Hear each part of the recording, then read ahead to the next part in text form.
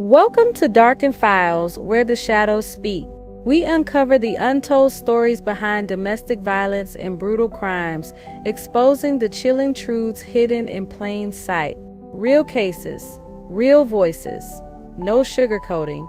If you're ready to step inside the darkest corners of reality, you're in the right place. Now to the double murder in Wilson County. We're learning the suspect is charged with killing his own brother and his mother. Police identifying the victims as 50-year-old Dana Jenkins and her 15-year-old son, Darren Cox. Jenkins' 25-year-old son, Darren Jenkins, is now charged with 2 counts of first-degree murder. The victims were found inside a home yesterday evening on Snowdon Drive. Right next door lives Vanilla Cornegi, Dana's cousin. She was a very sweet person. Always smiled. I can see her smile right now. Vanilla still can't believe what happened. She said something about Darren had been off those last few days. His face told a story she couldn't read, but it didn't sit right. You could see it. The look. It told you everything. But I had no idea that you was getting ready to do what you did. Just 6 days earlier, Dana had been full of joy. On March 25, 2025, she wrote 8 simple words on Facebook. "My baby is home. Lord, I thank you." 8 words, 3 years of praying and waiting poured into one post. It wasn't just about her son getting out of prison. It was about restoration, about family, about a mother finally seeing light after a long storm. But less than a week later, flashing blue and red lights painted the quiet street of Snowdon Drive. The kind of light that doesn't mean celebration. It means something's gone terribly wrong. Yellow tape snapped in the wind. Neighbors stood on their porches, still as stone, hands over their mouths. 2 body bags rolled out of Dana's home. One for her 15-year-old boy. And the man in handcuffs, the same son she just welcomed home. She opened her door, and he took everything. This wasn't about money. It wasn't random. This was a homecoming turned nightmare. A mother's prayers turned to screams. A family's faith torn apart in 6 short days. What could make a man do that? What could make a son destroy the woman who birthed him, the brother who looked up to him? What warning signs did everyone miss? How does a family go from "thank you, Lord" to "rest in peace" before the week even ends? This is the story of Dana Jenkins, her son Darren Cox, and the terrible price of believing love can save someone who doesn't want to be saved. What happens when hope blinds you to danger, when the threat is already sitting at your table, already under your roof? Before her name was in headlines, Dana Jenkins was just a woman trying to live right. Born and raised in Wilson, North Carolina, she carried herself with quiet strength. She worked full-time, stayed rooted in her church, and still found time to check on folks, offer rides, bring hot meals, lend an ear. She didn't just talk about faith, she walked it, every single day. To her friends, Dana was grace in motion, a steady hand, a light, the kind of woman who remembered your birthday and asked about your mama and actually meant it. She had no hate in her, just faith. Faith in God, faith in people, faith in second chances. She raised 2 boys, Darren and Darren, with everything she had. Life was rough at times, but Dana never folded, never stopped loving, never stopped believing. Her youngest, Darren, was her joy, her soft spot, her shadow, the one who made her laugh in the grocery store line, who helped her clean the church after service. They had that kind of bond you could feel without words, pure and unbreakable. And even when her oldest, Darren, started slipping, getting into trouble, catching charges, doing time, Dana held on to him too. She wrote him letters, she visited, she prayed. She believed that the boy she raised was still in there somewhere, waiting to come home, because that's who Dana was. She didn't see broken people, she saw people who needed grace, and she believed love could fix what the world had broken. But no amount of faith can see what's waiting behind a closed door. And for Dana, that faith, that beautiful blinding hope, would become her greatest weakness. The 2 sons she loved most, one her sunshine, one her storm, were about to collide in a way no one could imagine. If Dana was the heart of the family, then Darren was its joy. 15 years old and already a light in every room.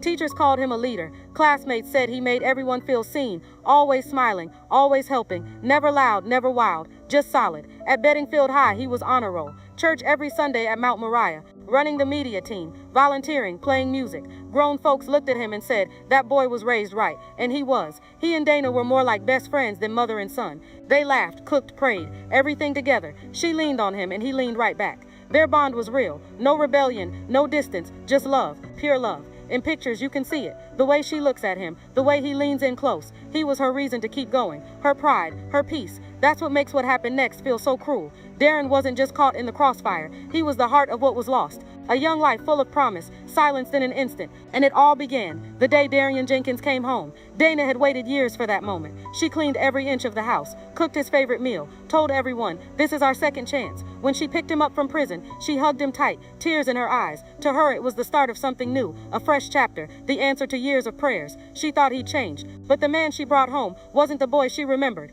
Darren Jenkins had spent 3 years locked up for breaking and entering and stealing guns. He had a record that stretched back to his teens, stealing from cars, breaking into houses, picking fights in prison. He'd been denied parole twice. His release wasn't because he turned his life around. It was just automatic, a technicality. But Dana didn't care about any of that. She still believed, still hoped. When Darren walked up those steps on Snowdon Drive, there was a banner across the porch, "Welcome home," balloons tied to the railing, family waiting, cameras flashing. Dana stood beside him, smiling like her heart could finally rest. But in the photo, Darren's face told a different story. Blank, distant, cold. In that chill, folks around him felt it too. Cousins, neighbors, friends. They noticed something off in his eyes, in the way he carried himself. "You could see it," said Dana's cousin, Juanita. "But look, I knew he was about to do something. He looked like somebody who'd seen war, or maybe somebody still stuck in one." The party was real, but so was the danger. The threat was already sitting inside that house. And in the days that followed, those red flags only got louder. What was supposed to be a homecoming started to feel heavy, off, wrong. Warmth started to feel staged, and the folks really watching began to worry.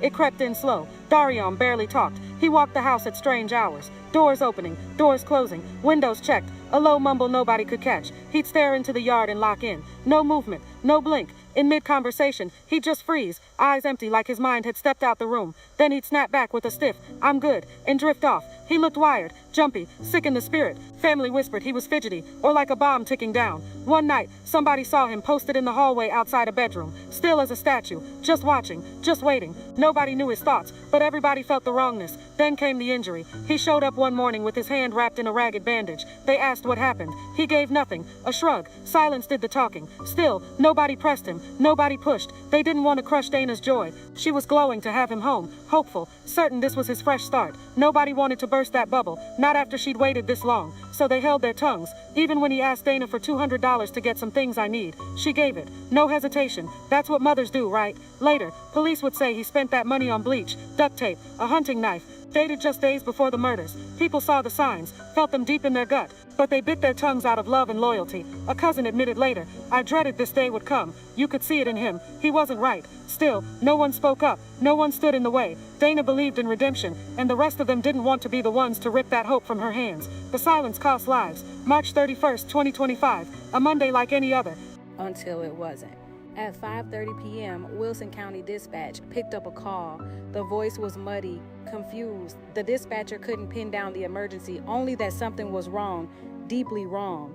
Units rolled to Snowdon Drive, same quiet block where a welcome home banner had waved 6 days before. Police pulled up and the outside looked normal. Dana's car in the drive, porch light on, no busted windows, no door kicked in, no screams, but the silence sat heavy and the door wouldn't budge. When they made entry, what they saw would haunt them. Inside, 50-year-old Dana Jenkins and her 15-year-old son Darren Cox were gone, both stabbed again and again, what investigators later called extreme violence.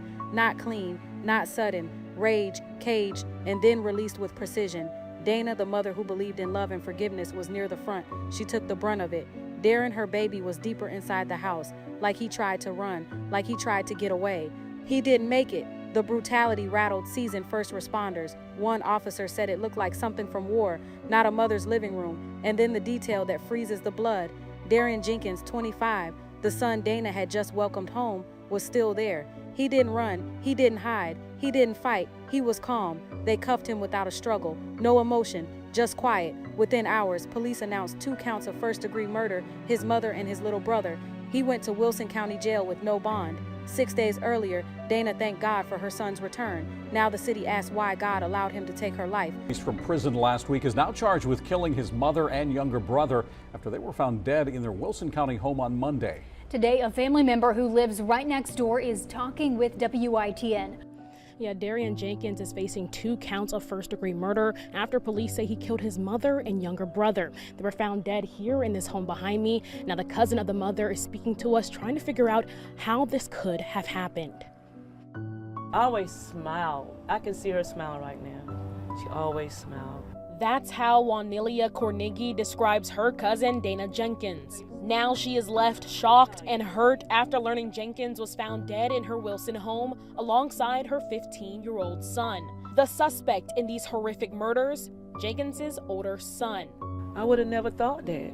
I would have never thought he would did something like that. Not like this. Police say on Monday they went to this home on Snowdon Drive shortly before 5:30 p.m. and found 50-year-old Dana Jenkins and a 15-year-old boy dead. According to Cornigi, the 15-year-old's name is Darren. Tuesday, police say they have the son of Dana and the older brother to Darren, Darian Jenkins, in custody for these deaths. Cornigi says that in the days leading up to the murders, she felt something was off with Darian. You could see it, the look. It told you everything. But I had no idea that you was getting ready to do what you did. News of the double homicide ripped through Wilson fast. Shock turned to disbelief, disbelief to grief, grief to one aching question: how could this happen? How does a house full of faith and reunion turn into a crime scene in under a week?